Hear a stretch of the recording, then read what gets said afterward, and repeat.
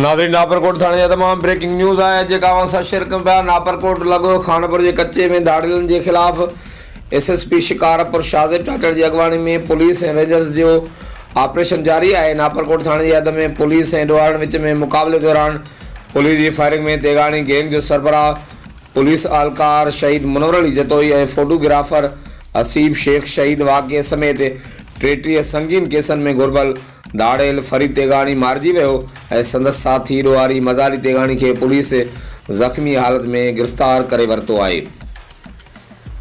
नाज़रीन, नापरकोट थाने जा तमाम ब्रेकिंग न्यूज़ आहे जेका सां शेयर कयूं पिया।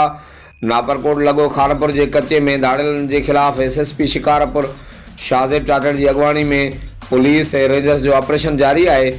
नापरकोट थाने की हद में पुलिस और डोहारन विच में मुकाबले दौरान पुलिस की फायरिंग में तेगानी गैंग जो सरबराह पुलिस एहलकार शहीद मनोहर अली जतोई और फोटोग्राफर हसीब शेख शहीद वाक़े समेत 33 संगीन केसन में घुरबल दाड़ेल फरीद तेगानी मारिजी वियो ऐं संदसि साथी ॾोहारी मज़ारी तेगानी के पुलिस ज़ख़्मी हालत में गिरफ़्तार करे वरितो आहे।